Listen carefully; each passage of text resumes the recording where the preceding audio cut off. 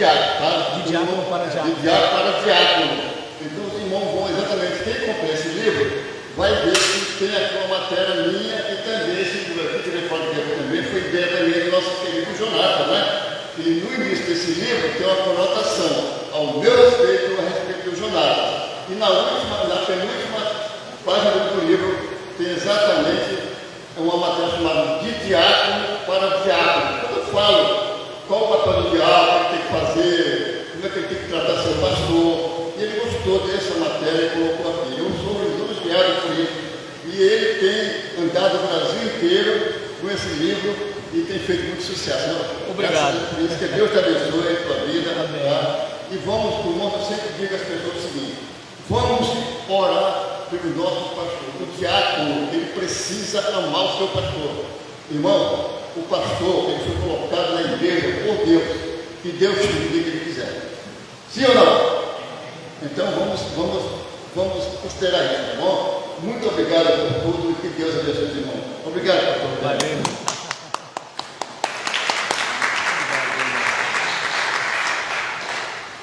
Meus irmãos, a proposta dessa tarde é falar sobre pacificação. E o tema que coube a mim foi: seja um diácono pacificador. A gente sabe muito bem que a gente vive um tempo em que qualquer coisa é motivo para briga. Está arriscado você chegar para uma moça e falar assim: você está bonita? Você está de deboche com a minha cara, né? A coisa está mais ou menos assim hoje em dia. E qual é a parte complicada para nós enquanto igreja?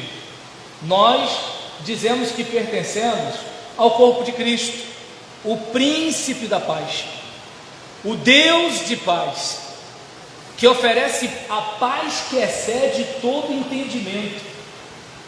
Então, para a gente fica muito feio a confusão, a beligerância, a gente ficar num clima belicoso, justamente por causa da propaganda que a gente faz. E aí, diante de uma situação dessa, vamos pensar no contexto de liderança. Uma coisa é o povão se acabar de briga na internet. Eu, por exemplo, não sei identificar no Facebook quando um bandista está brigando com o outro.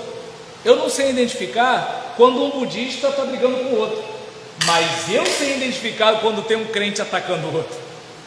Ambos arrogam para si que eles estão do lado do bem, ambos dizem que o outro está do lado do mal, né? E filho de Deus, né, que vota em fulano é do diabo, e por aí vai. Agora, quando nós estamos no contexto de liderança, aí a coisa é um pouco mais séria. Por quê? As pessoas olham para nós, e se elas olharem para nós e não virem em nós a esperança do que o Evangelho propaga, elas vão acreditar no quê? Pense bem: se eu caminho com você na liderança da igreja e eu prejudico sua liderança, o que as pessoas olham e dizem de mim e de você? As pessoas da nossa família, quando a gente conversa coisas negativas sobre a igreja, o que elas pensam de mim e de você? As pessoas da rua, eu não sei como, gente, será que é o Espírito Santo que fala? Mas as pessoas da rua, elas têm a facilidade de saber o que acontece dentro das assembleias das igrejas. Eu não sei como.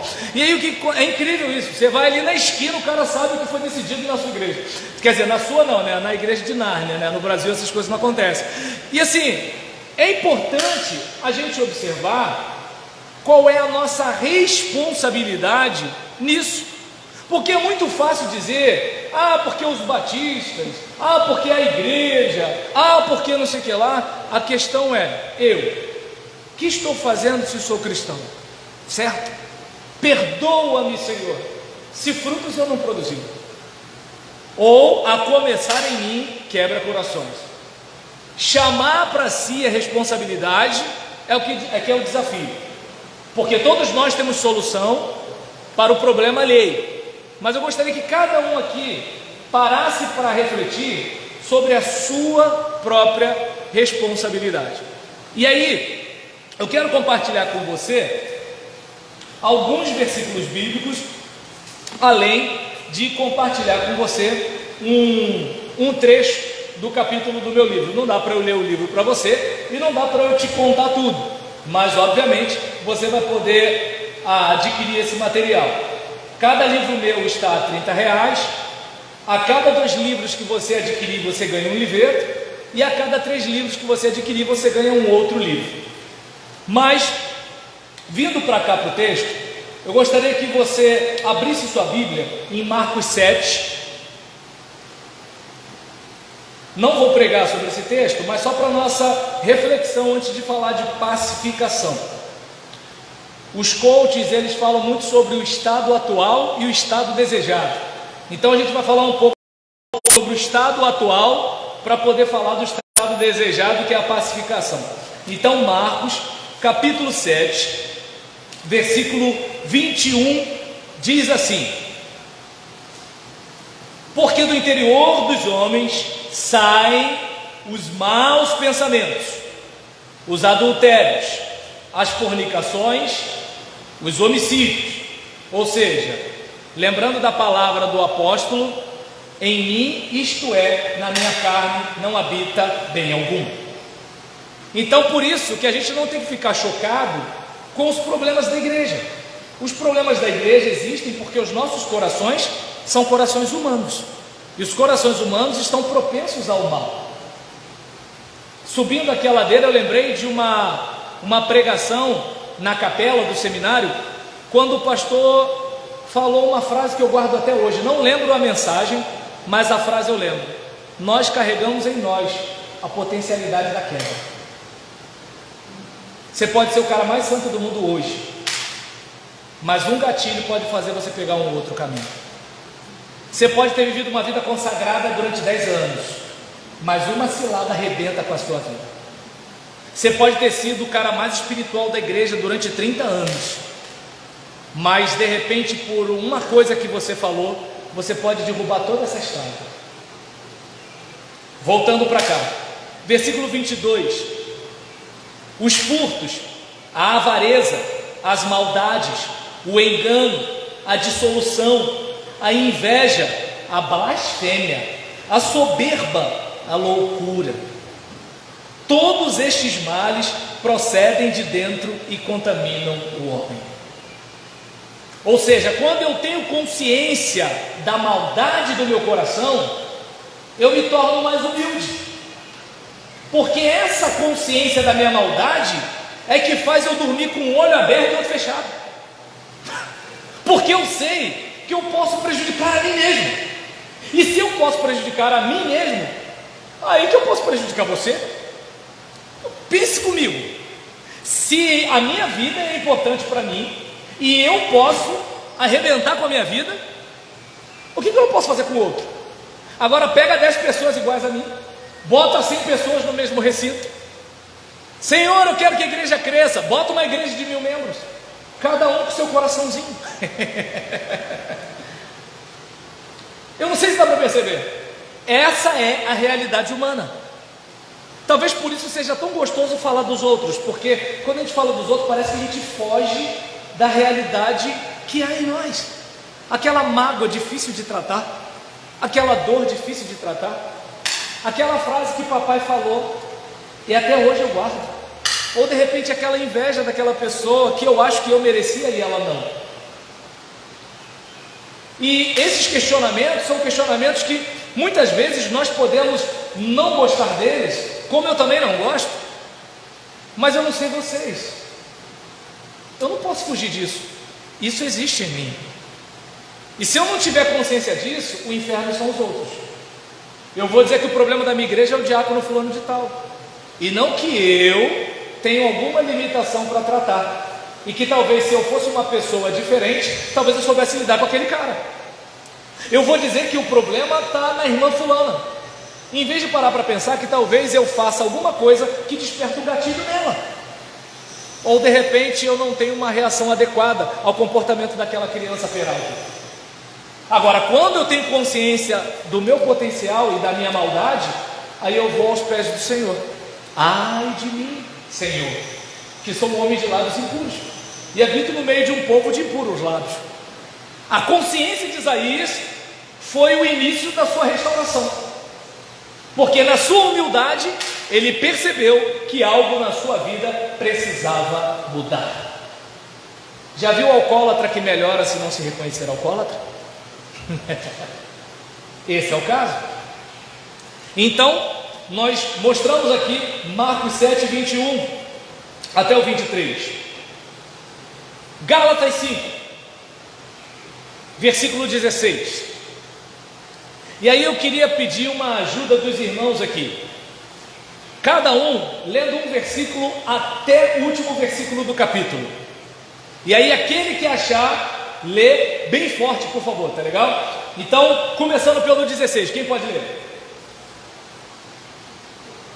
Digo, porém, andem em espírito, e não cumprireis a consciência da carne.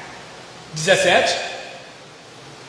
Porque a carne cobiça contra o espírito contra a carne, e estes opõem-se um ao outro, para que não façais as coisas que quereis. Mas se sois guiados pelo Espírito, não estáis sob a lei. Porque a forma da carne não manifesta, as quais são a mulher, a fornicação e a pureza da vida. Idolatria, feitiçaria, iniquidades, ciúmes, iras, discórdias, discussões, facções. 21. Invejas, homicídios, bebedices, glutonarias e coisas semelhantes a estas, acerca das quais me declaro, como já antes vos disse, e os que cometem tais coisas não herdarão o reino de Deus. Mas o fruto do Espírito é o amor, o gozo, a paz, a longanimidade, a benignidade, a bondade, a fidelidade. Mansidão e domínio próprio, contra essas coisas não há lei. Pois o Senhor de Cristo, justificado ao fraco, a carne, nós somos pastores para o de Jesus. Vivemos pelo Espírito, andamos também pelo Espírito. 26. Não sejamos preguiçosos de vanglória, irritando-nos uns aos outros. Então nós observamos o seguinte: Paulo está escrevendo essa epístola aos Gálatas, e os Gálatas eram cristãos ou não cristãos? Cristãos. Então ele está dizendo para cristãos que precisam andar porque se os cristãos não andarem no Espírito, vão satisfazer o quê? Então eu não sei se dá para perceber. Você pode ser homem de Deus, você recebeu o novo coração do Pai, coração regenerado, coração transformado, uma família sem qualquer falsidade, parará, pode ter isso tudo.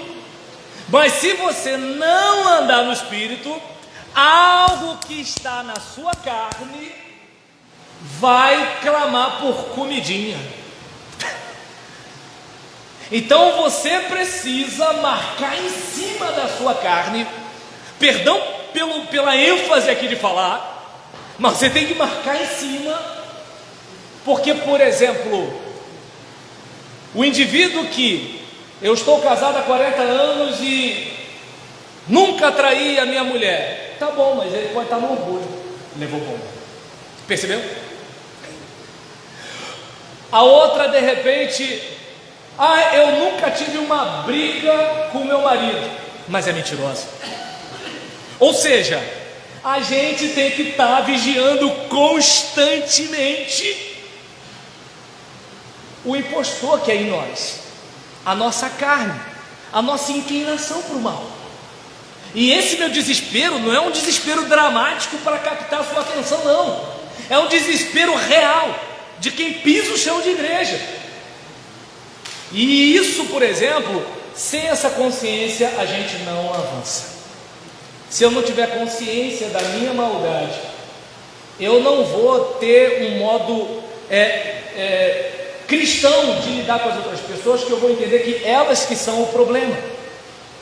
Então nós pegamos alguns aspectos, como o que Jesus falou e o que Paulo falou sobre o nosso coração.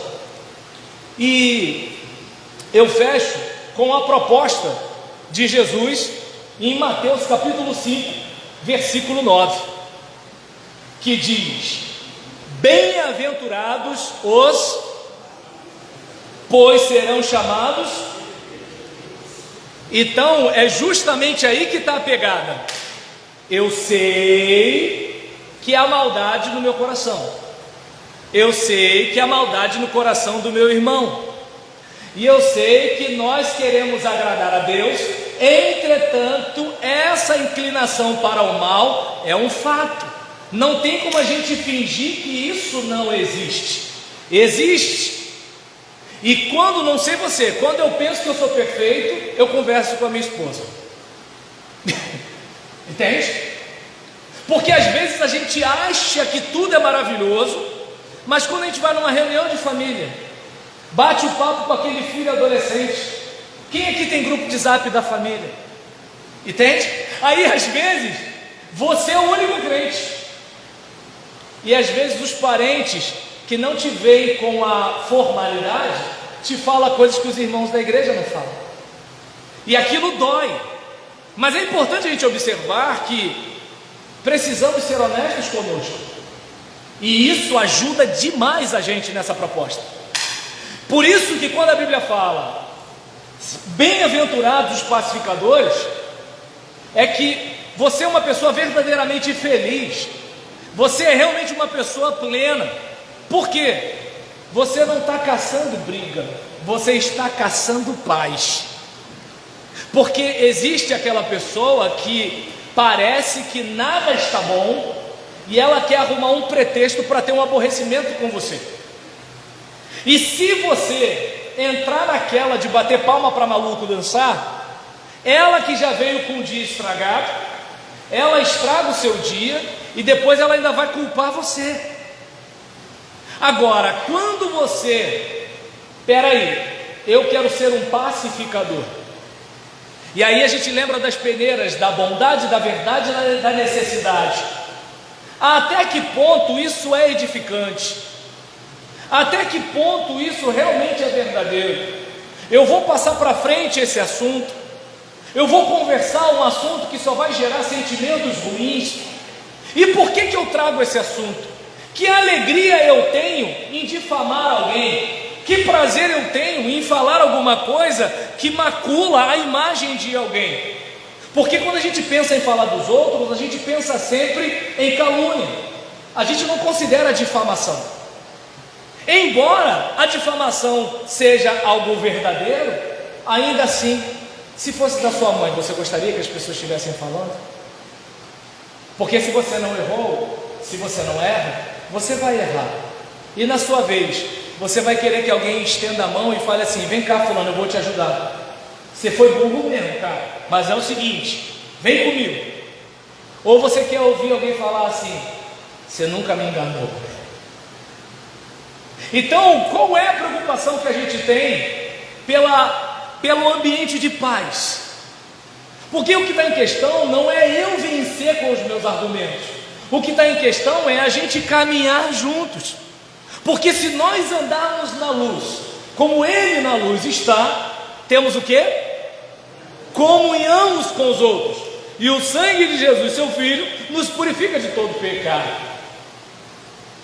E aí sim, agora eu entro no capítulo do meu livro, O Diácono Gente Boa.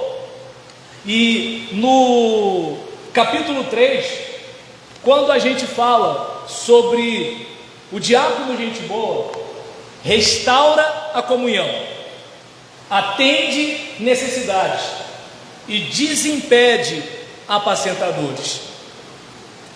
Os irmãos que têm falado muito bem do meu livro quando observa a ênfase no gente boa, que diácono Jonatas Nascimento conseguiu discernir muito bem a figura caricata do diácono gente boa, é o fato de você olhar para alguém que você respeita, que você admira, e que você olha e fala assim: eu quero ser igual a esse cara.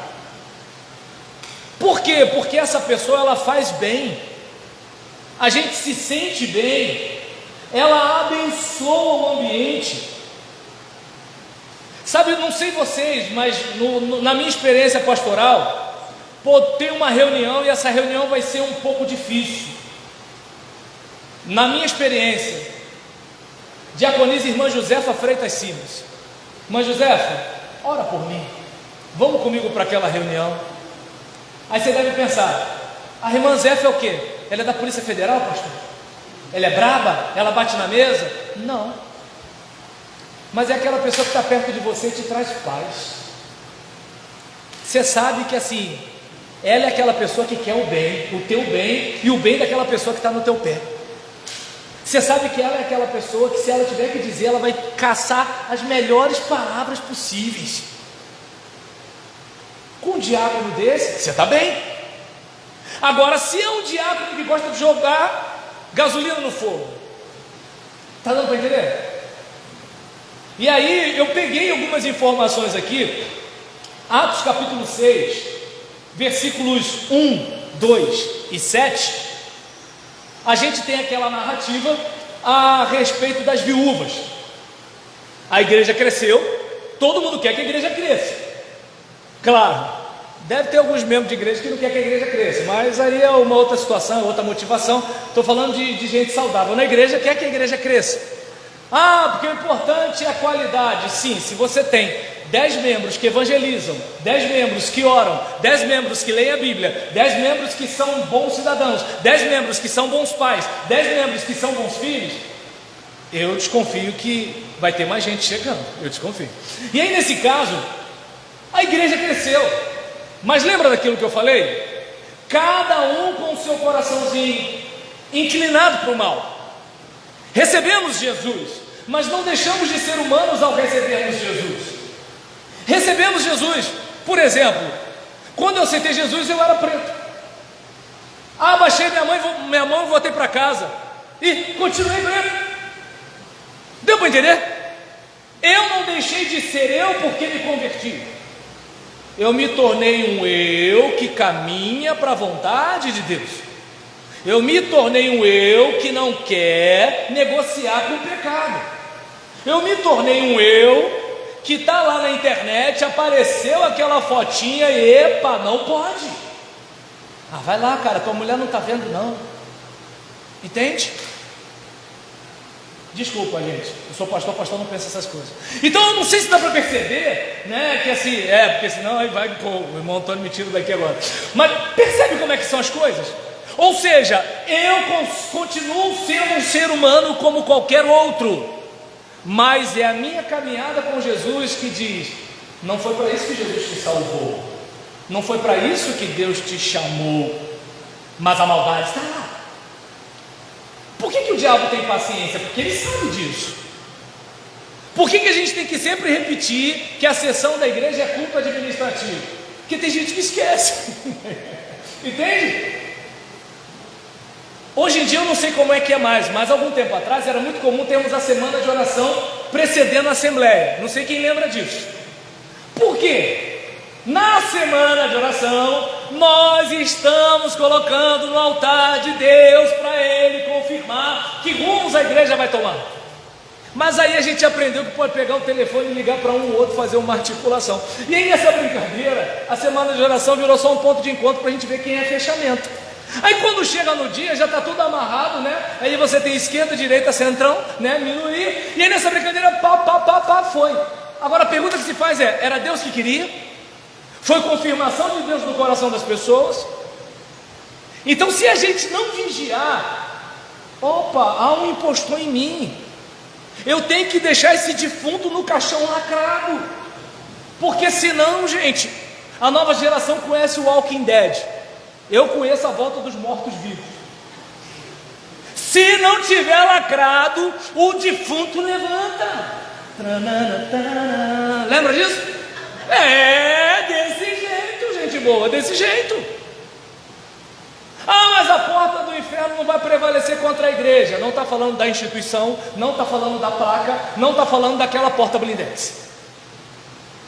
Está falando de um projeto de Deus que não vai cair.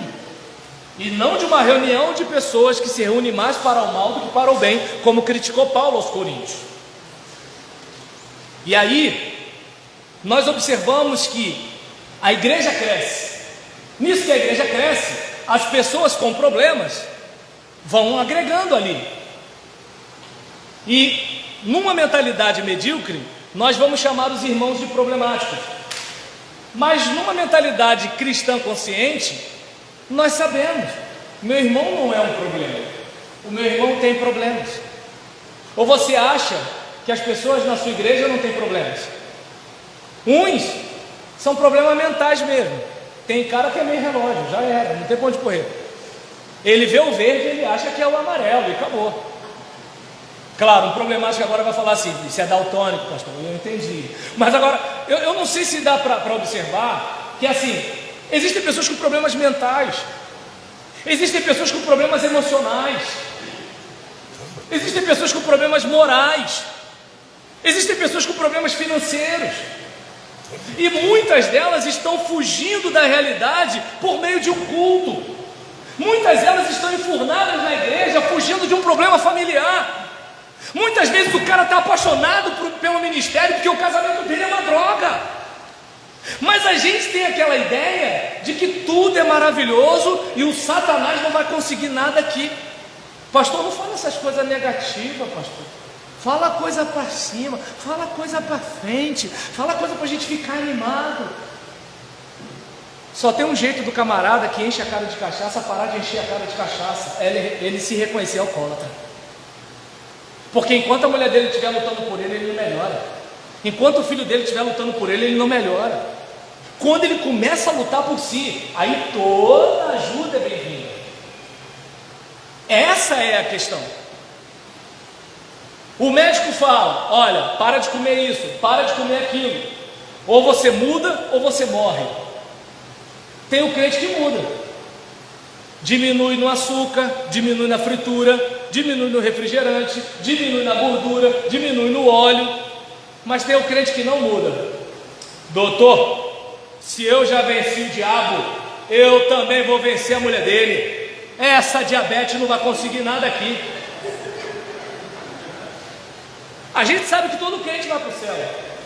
Tem uns que vão mais cedo. E não é que vai mais cedo porque Deus quis assim. Não bota na conta de Deus, meu Deus do céu. Porque tem coisa que não é Deus. Deus não escova os dentes por mim. Deus não passa desodorante no meu sovaco por mim. Deus não vai falar para minha esposa, com licença, me desculpe, por favor, obrigado por mim. Deus não vai educar meu filho por mim. Tem coisa que eu preciso fazer. Imagina se você, em vez de procurar emprego, você ficasse assim: Deus vai fazer acontecer, né? E você vai ficar lá cantando. E Deus vai, ó, os céus são do Senhor, a terra ele deu os filhos dos homens. Entende? E se eu estivesse no lugar de Deus, eu ia falar: vai trabalhar, vagabundo. Mas Deus não é igual a mim, Deus é legal. Então observe bem. Entende? A gente, por exemplo, vê que a igreja cresceu, mas cresceu com gente, e gente tem problema. Mas aí eu lembro do baby da família dinossauro: você precisa me amar. Se a gente estivesse agora numa igreja não pentecostal, ia falar: bate no ombro do seu irmão e diz: você precisa me amar. Por que tem que falar isso? Porque não é fácil. Não é fácil. Gostar é só a pessoa ter uma afinidade com você. É simples. O cara toca, você toca. Fulano canta, você canta. Beltrano gosta de matemática, você gosta. E você tem afinidade. Agora, amar é o seguinte: eu não sinto negócio. Eu não sei vocês, mas eu já ouvi crente falando assim: pastor, meu santo não bate com o santo do fulano. Epa, que isso? Você está na religião errada, filho. Percebe? É a tal da antipatia. Não vou muito longe, assim, eu estava conversando agora com um diácono, eu chamo de Antônio, mas ele é conhecido como Soares, né? E a diaconisa Jussiara. E assim, eu estava batendo papo com eles agora há pouco falando. Eu trabalho num lugar, deve ter mais ou menos coisa de uns 5 meses. Agora acho que é a 4ª pessoa que sabe que eu sou pastor. Até você que diga, por quê? Eu quero que eles me conheçam primeiro. Sabe por quê? Eu cresci ouvindo as pessoas falando mal de pastor. A primeira igreja que eu fui, batista que eu fui ser membro, eu já sabia quanto o pastor ganhava, porque uma colega minha que estudava comigo no antigo 2º grau, estava reclamando do salário do pastor. Aí quando eu entrei na membresia da igreja, caramba, esse é o pastor que ela falou, ela é daqui, e eu nem era daqui, e eu já sabia a vida do pastor. Então, é um tipo de situação que você olha, não sei você, mas eu penso, algo tem que mudar, irmão. Porque como a gente vai atrair as pessoas, se a gente não for uma boa propaganda? Quer ver uma coisa? As irmãs que vão ao salão, geralmente, como é que é a situação? Você vai ao salão, há uma mudança, deve ser de São Paulo cobrando. Então, nesse caso, a respeito disso, depois eu pego o contato, o endereço do irmão Antônio. Agora, em relação a isso, olha como é que são as coisas. Você vai lá, acerta o seu cabelo. Aí você vai para o trabalho, ou vai para uma reunião da igreja, ou vai para algum lugar, ou está batendo papo com a vizinha. O que acontece? A outra mulher fala assim, menina, o que aconteceu? O que você fez nesse cabelo?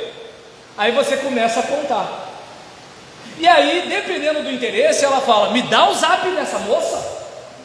Está resolvido. Aí quando vai ver, a Marlene nem sabe, ela está cheia de cliente por causa da Matilde. Entende a situação? Aí, olha como é que são as coisas. Ninguém forçou a barra de nada. Alguém viu que a vida de alguém melhorou e quer saber como é que faz para a sua melhorar também. Aí eu pergunto, eu como crente, não sei você, eu como crente, a mensagem que a gente prega, alegria, paz, longanimidade, benignidade, bondade, fidelidade, mansidão, domínio próprio. Imagina alguém experimentando isso, não vai tocar o coração de outras pessoas? Mas a gente sabe que antes disso tem a tal das obras da carne. E a gente percebe que antes disso tem a exortação do versículo 16 do capítulo 5 de Gálatas. Andem no Espírito. Por quê? Porque senão aquilo que nós vimos no Evangelho de Marcos, aquilo que está no coração do homem vai se manifestar.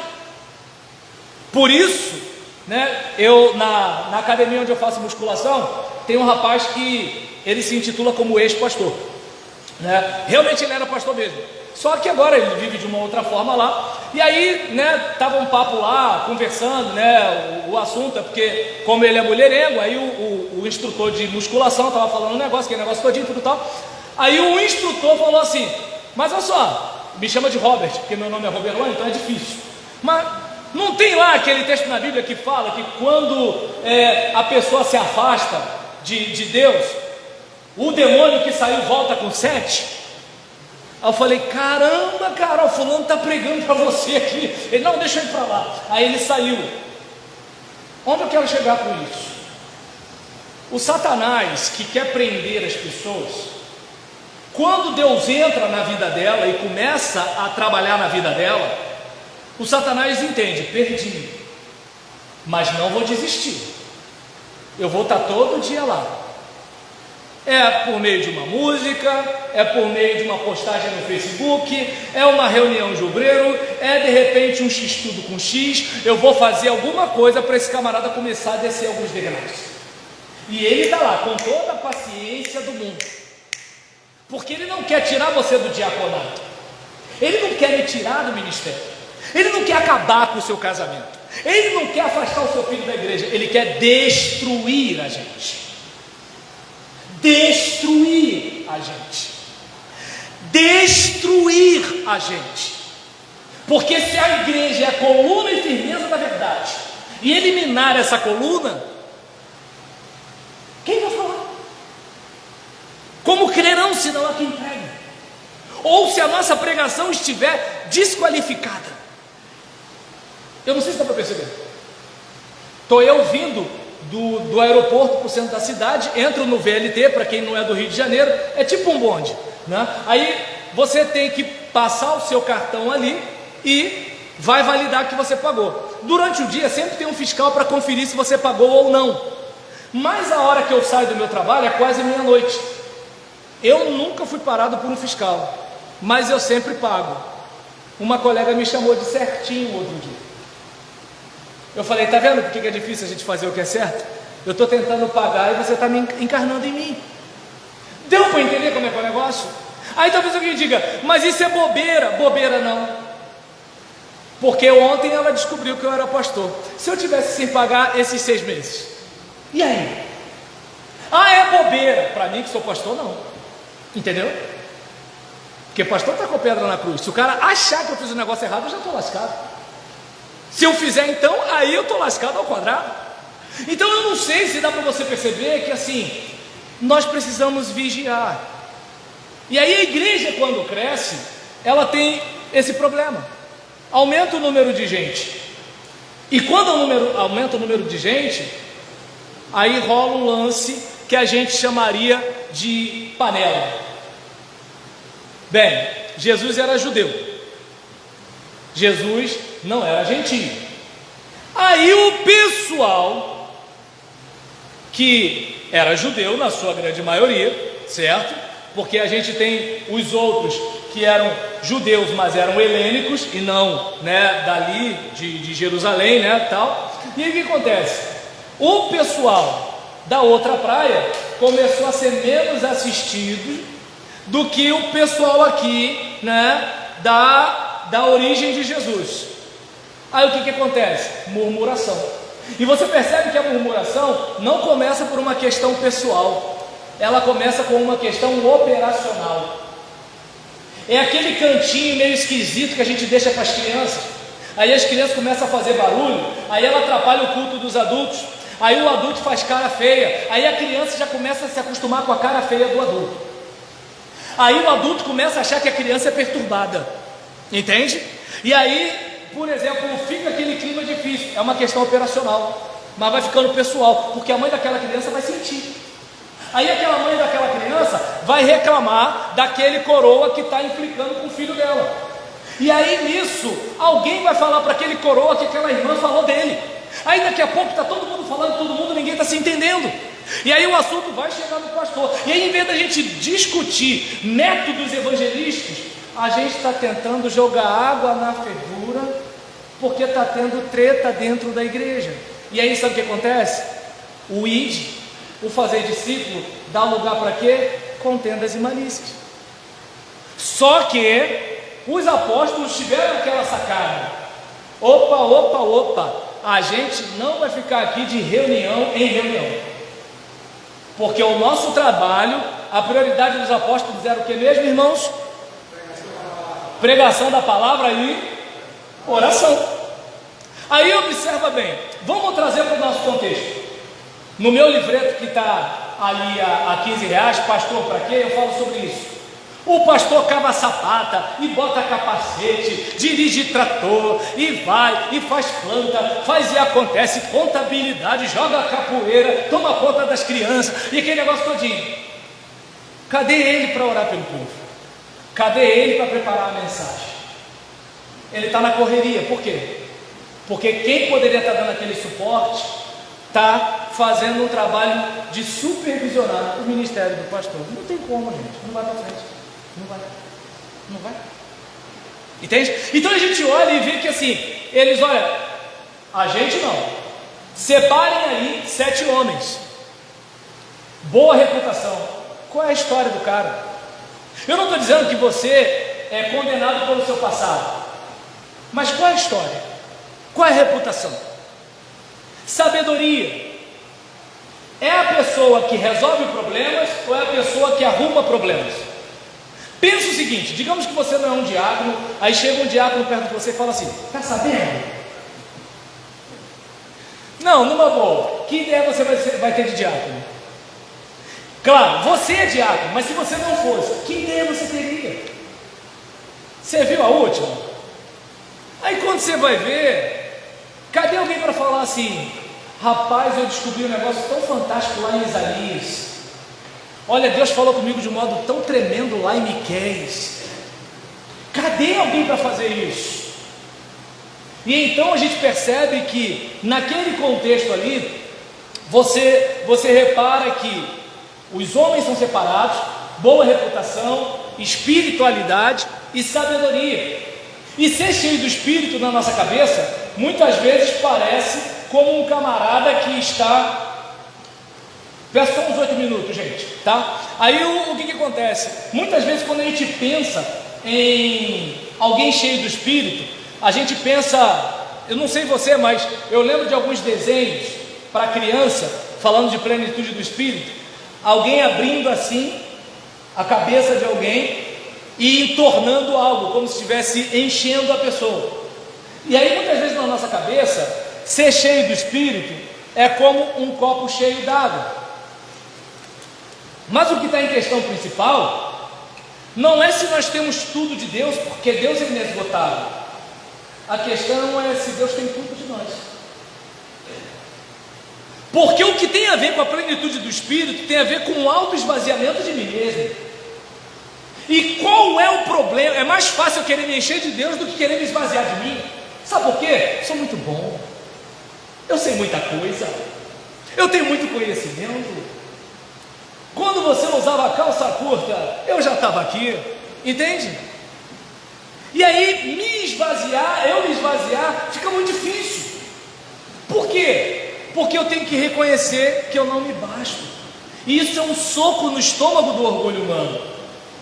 Então, quando a gente encontra uma pessoa que se esvazia de si mesmo, uma pessoa que tem mais solução para problema do que problema para solução, e uma pessoa que tem uma história, aí você fala assim: eu quero esse cara trabalhando comigo, eu quero esse cara para me auxiliar. E detalhe, os apóstolos não ficaram naquela assim: eu quero fulano, beltrano e cicrano. Não, é a congregação que vai reconhecer. Ou seja, Deus está te vendo através da igreja, irmão. Deus está te vendo através da igreja. Não há propaganda que eu ou você possamos fazer que vai maquiar aquele que tem os olhos como chama de fogo. Conheço tuas obras. E isso, por exemplo, deve servir de alegria e de temor. Quando eu leio conheço tuas obras, me dá alegria, porque é o seguinte: mesmo que de repente você diga assim: ah, pastor Roberlan é um fuleiro, ele não faz isso, não faz aquilo, tudo tal. Eu sei que Deus está vendo. Mas tem o inverso. De repente, o irmão Joaquim fala assim: ele é o máximo. Só que Deus está vendo o que eu estou fazendo na encolha, que o irmão não está vendo. Então perceba: espiritualidade, sabedoria e reputação, história. E aí esse pessoal é o pessoal que pacifica, porque quando eles vão falar, eles têm o respeito da congregação. O pessoal fica quieto, né? E aí, não sei se você lembra da situação que quando, né, eles fizeram o trabalho deles, a igreja teve paz, e a igreja em paz cresceu. Rick Warren, no seu livro Uma Igreja com Propósito, ele fala que todo corpo saudável cresce. Quer ver uma coisa? Esquece igreja agora, vamos pensar em biologia. Se o teu filho tem 14 anos e ele continua com o tamanho de quando ele tinha 4, você vai achar que tem alguma coisa estranha. Antes disso, você já vai estar procurando ajuda. Mas quando se trata de igreja, a gente diz o quê? O importante é qualidade, não quantidade. A gente não para pensar o seguinte: eu como pastor, a minha pregação traz as pessoas para Cristo ou não? A recepção das pessoas atrai ou repele as pessoas? A vida da igreja atrai os moradores do bairro ou não? Aí por que a gente não faz essa avaliação? Eu não sei os irmãos que são diáconos, mas eu como pastor me atrevo a dizer: dói eu saber que eu não sou tão bom como eu penso. Então eu prefiro não perguntar. Porque vai doer o feedback. Mas é justamente esse feedback que vai me mostrar: algo precisa mudar. E então a gente observa que, como eu falei aqui agora há pouco, que o diácono gente boa não joga gasolina no fogo. Então eu vou ler o trecho final aqui para a gente terminar. Uma pessoa comum, página 31 do capítulo 3 do diácono gente boa. Uma pessoa comum que não se dispõe a servir vai reclamar da necessidade. Já viu? Ah, mas ninguém visita, e ninguém me visita, e ninguém me visitou. Uma coisa mais ou menos assim. Aí nisso, mas o diácono gente boa vai procurar um modo de atender a necessidade. Meu Deus, nós temos 200 membros. De idoso a gente tem 50. Dos 150 a gente ainda tem mais uns 50 afastados. E 100, né? 50 domingueiros, e os outros 50 é o que a gente chama de pé de boi. Mas para trabalhar mesmo a gente tem só 10. Pastor, vamos pensar numa estratégia? Percebeu a diferença? O outro, que assim, tem título de diácono, mas não é, fica assim: a liderança tem que resolver isso. A liderança tem que ver, porque ninguém tem visita. Meu filho não recebeu visita. Entende? Agora, o camarada que quer chegar junto, pastor, às vezes o pastor está até acomodado também, entendeu? Claro, aqui no Brasil não tem isso, mas lá em Nárnia. Aí o pastor está lá, bicão para frente, até o jogo acabar, o dele no final do mês, amigo do tesoureiro, está tudo de boa. Aí o que acontece? Mas aí o diácono fica assim: pastor, respeitosamente, data vênia, né? Com todo respeito, reparou que fulano não vem tem umas 4 semanas? Não, mas eu sei, pastor, mas esse dia eu não sei, tal, entendeu como é o negócio? Eu lembro que eu fui pregar numa igreja, lá perto da minha região, né? Eu sou caxiense, igreja da Forrochense, mas eu era da Meritiense. E aí nisso eu fui pregar nessa igreja, aí um diácono, né? Chegou para o pastor e falou assim: pastor, a gente tem que conversar com fulano, hein? Aí o pastor estava meio chateado, né? Deu ataque de pelanca: eu não quero falar nada com aquele cara. E eu lá no gabinete quietinho. Aí o diácono só fez assim, irmãos.